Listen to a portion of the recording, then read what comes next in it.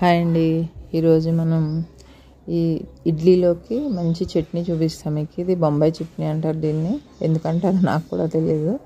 దీనికి పచ్చిశనగపప్పు, మినపప్పు, ఆవాలు, జీలకర్ర, కరివేపాకు, ఒక ఆనియన్, ఒక 5-6 పచ్చిమిర్చి కావాలి. ఫస్ట్ తాలింపు వేసుకొని శనగపప్పు కొద్దిగా ఫ్రై చేసుకున్నాక తాలింపు సామాన్లు వేసుకోండి. తాలింపు సామాన్లు వేయగానే ఈ పచ్చిమిర్చి, కరివేపాకు, ఉల్లిపాయలు ఇవన్నీ కూడా ఫ్రై అయ్యాక కొద్దిగా సాల్ట్, కొద్దిగా పసుపు కూడా వేసి ఫ్రై చేసి ఒక గ్లాస్ వాటర్ పోసుకోండి. పెద్ద గ్లాసులు అంటే ఒక 1/2 లీటర్ వరకు వాటర్ పోసుకోండి.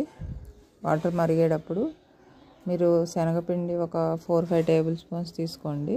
ఆ శనగపిండి వాటర్లో కలిపి పెట్టుకోండి పక్కకి. ఈ నీళ్లు మరిగేటప్పుడే ఈ శనగపిండి కలిపింది పోసేసి ఒక 2 నిమిషాలు ఉడకనివ్వాలన్నమాట.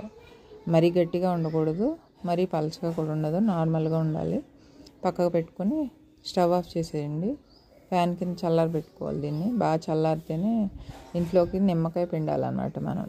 అప్పుడే దీనికి టేస్ట్ వస్తుంది. ఒక 3 నిమ్మకాయలు తీసుకోండి. రసం తీసి పక్కకు పెట్టుకొని ఇది చల్లారగానే ఈ నిమ్మరసం పోసి కలిపేస్తే చట్నీ రెడీ అయిపోతుందండి.